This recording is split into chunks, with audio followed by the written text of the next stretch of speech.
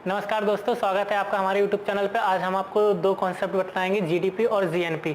तो शुरू करते हैं। आप लोगों को दिख रहा होगा जीडीपी और जीएनपी, हम दोनों कॉन्सेप्ट बताएंगे। तो देखते हैं कि क्या होती है जीडीपी और जीएनपी। ठीक है, तो आप लोगों को जैसा कि पता होगा कि घरेलू सीमा के आप लोगों को पता होगा कि घरेलू सीमा के अंदर एक वर्ष में उत्पादित अंतिम वस्तुएं और सेवाओं के मूल्य मौद्रिक मान को जीडीपी कहते हैं। जो कि घरेलू सीमा है ना, उसको आज हम डिकोड करेंगे कि घरेलू सीमा होती क्या है। हम लोगों को, ज़्यादातर लोगों को यही पता है कि भारत के अंदर जो भी बना हुआ है वो घरेलू सीमा के अंदर जो भी बना है उसे हम जीडीपी कहते हैं, जो कि गलत है। वो आज हम आप लोगों को क्लियर करेंगे और बताएंगे कि क्या होता है जीडीपी। तो आज हम घरेलू सीमाओं को डिकोड करेंगे। तो देखते हैं क्या है। तो सबसे पहले घरेलू क्षेत्र में क्या आता है, राजनीतिक सीमाएं, जो कि हम लोगों ने अभी देखा है कि भारत के अंदर राजनीतिक सीमा मतलब जो भारत के अंदर है वो हो जाती हैं। ठीक है, उसके बाद समुद्री सीमाएं में 200 नॉटिकल मील, हम समुद्री सीमाओं की दूरी को 200 नॉटिकल में मापते हैं। तो 200 नॉटिकल तक की में जो भी उत्पादन होगा और सेवाएं जो भी रहेंगी उसे हम समुद्री सीमाएं कहेंगे। ठीक है, उसके बाद विदेशों में स्थित दूतावास। विदेशों में कौन से दूतावास, जैसे राजनयिक दूतावास है, और उसके अंदर इसमें एक और है कि लिखा है वाणिज्यिक दूतावास। तो वाणिज्यिक दूतावास क्या होते हैं? वाणिज्यिक दूतावास में ये है कि जो दूतावास होते हैं वो तो हमारे नेशन को रिप्रेजेंट करते हैं, और जो वाणिज्यिक दूतावास होते हैं वो हमारे लोग जो वहाँ पे रह रहे हैं, उनको जैसे पासपोर्ट के लिए कोई करना है, उनको वहाँ से यहाँ आना है, कोई डिफिकल्टीज हो रही, तो ये लोग सहायता प्रदान करते हैं। और सैनिक संगठन भी जो भी होंगे हमारे, वो जीडीपी में ही आ जाएंगे, उनसे जो भी इनकम होगी। और जैसे तेल के जहाज, जो भी स्वामित्व वाले तेल के जहाज होंगे, नागरिकों के स्वामित्व वाले, वो भी जीडीपी में आएंगे। अब इसमें ये क्या है कि जैसे भारत है यहाँ पे, जैसे भारत है, ठीक है, और यहाँ पे अमेरिका है, मान लीजिए अमेरिका है यहाँ पे, तो यहाँ से यहाँ तक कोई जहाज जा रहा है और एक इंटरनेशनल सीमा है, किसी ना इस देश से लग रही है ना इस देश से लग रही है, तो अभी ये किसकी जीडीपी में जुड़ेगा? तो ये आप कमेंट करके बताइए और मैं बता दे रहा हूँ। जब ये यहाँ से यहाँ जा रहा है, और जहाज किसका है? भारत का जहाज है। जब ये यहाँ से यहाँ जा रहा है, इंटरनेशनल सीमा में है, ना तो इसकी सीमा में लग रहा है, ना इस देश की सीमा में लग रहा है, ना ही किसी और अदर कंट्री की सीमा में लग रहा है, तो ये भारत का जहाज है, तो ये भारत की ही जीडीपी में जुड़ेगा जो भी आएगा।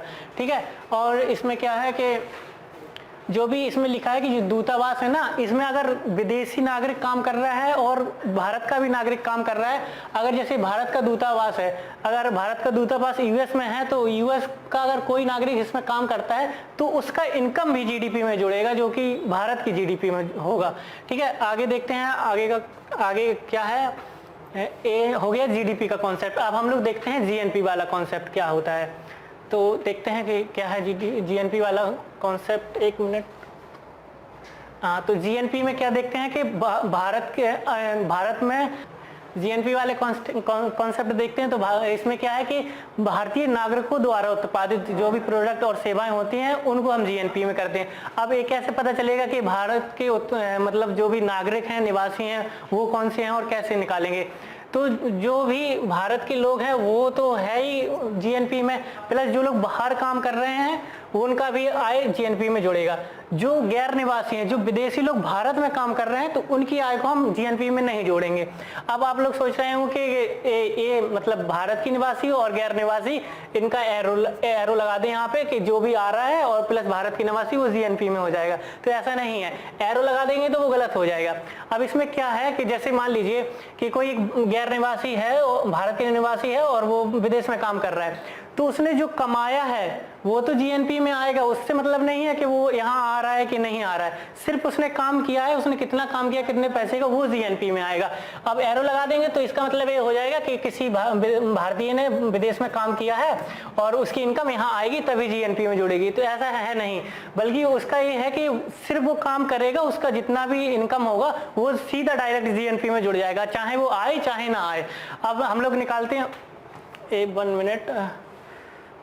हाँ, तो अब हम लोगों को जैसे निकालना है कि जीडीपी, इसमें इसी में हम लोग कैलकुलेट करेंगे। तो जीडीपी किसको बोलेंगे? 1 मिनट। जीडीपी को कैसे कैलकुलेट करेंगे? तो A+ सी, तो ए जीडीपी हो जाएगा, मतलब भारत की निवासी प्लस गैर निवासी जो भारत में काम कर रहे हैं। अब मान लीजिए चीन की कोई कंपनी है, वो यहाँ आके काम कर रही है भारत में, या भारत में अपना कोई इंडस्ट्री है, तो उसका जितना भी प्रोडक्शन होगा वो भारत जीडीपी में कैलकुलेट किया जाएगा। और जीएनपी को कैसे देखेंगे कि ए प्लस बी, मतलब यहाँ पे भारतीय निवासियों ने जो भी कमाया है वो प्लस जो बाहर कमाया है, वो उससे मतलब नहीं है कि वो भारत में आया कि नहीं आया, वो कमाया है उनने, वो जीएनपी में जुड़ जाएगा बस। अब मतलब जीएनपी नेट निकालते हैं तो कैसे निकालेंगे, जैसे निकालेंगे जीएनपी होता है जीडीपी प्लस एनएफआईए नेट। तो अब एनएफआईए क्या होता है, national net factor income from abroad, मतलब जो भी भारत के लोगों ने विदेश में कमाया प्लस जो विदेशियों ने भारत में कमाया, इससे घटा देंगे जो भी ज्यादा होगा, मतलब तो वो जीएनपी में मतलब नेट आ जाएगा कि जीएनपी क्या है, टोटल नेट, मतलब जो विदेशियों ने बाहर अपने देश में भेजा और जो इनने अपने देश में भेजा, इन दोनों को घटा के हम लोग जीएनपी में नेट कैलकुलेट कर लेंगे। उसके बाद हम देखते हैं आगे क्या है, हाँ इसके बाद हम लोग देखते हैं कि क्वेश्चन ये जीएनपी होगा, यहाँ पे 1 मिनट, यहाँ पे जीएनपी होगा, ये जीडीपी एनएनपी नहीं होगा, तो ऐसे ही निकालेंगे। तो जीएनपी क्या होता है, जीडीपी से क्वेश्चन देख रहे हैं बेसिकली अब जो हमने पढ़ा है उसका क्वेश्चन देख रहे हैं कि क्या होगा। तो क्वेश्चन देखने के लिए आप देखिए, क्वेश्चन मैं आपको बता देता हूँ, ये जीएनपी होगा, जीडीपी नहीं होगा। तो लिखा है जीडीपी से जीएनपी निकालने के लिए निम्न में से किसको घटाया जाए। अब जीएनपी कैसे निकालते हैं, तो मान लीजिए जीडीपी में क्या होता है कि जितनी भी वस्तुएं सेवाएं मतलब उत्पादित हुई हैं उसको हम जीडीपी ग्रॉस बोलते हैं। और जैसे मशीन है, कोई प्रोडक्ट उत्पादित किया है, तो मशीन में जो घिसावट आएगी मतलब उसका डेप्रिसिएशन होगा, तो वही जीएनपी निकालने के लिए क्या करेंगे, जीएनपी निकालने के लिए जीडीपी माइनस डेप्रिसिएशन, मतलब जो घिसावट हुई है उसका नुकसान हुआ है ना, तो उसको घटा देंगे तो जीएनपी आ जाएगी, ग्रॉस नेट प्रोडक्ट। ठीक है, तो इसका क्या आंसर हो जाएगा, ये वाला हो जाएगा, फर्स्ट ऑप्शन सही है। उसके बाद सेकंड देखते हैं क्वेश्चन क्या है, हम लोग इसमें क्या है कि निम्न में से कौन सी विधि सकल घरेलू उत्पाद मतलब जीडीपी की गणना करने की नहीं है। मतलब इसमें ये बताना है कि जीडीपी की इनमें से कौन सी विधि जीडीपी की गणना करने के लिए यूज नहीं की जाती है। तो हमको ये पता है कि उत्पाद विधि तो की जाती है, आय विधि भी की जाती है, व्यय विधि भी की जाती है, इसमें ये नहीं की जाती है ह्रासमान लागत विधि। ठीक है, तो उत्पाद विधि में क्या है करते हैं कि कितना प्रोडक्शन हुआ है, इसमें ये गणना करते हैं हम लोग, प्रोडक्शन कितना हुआ।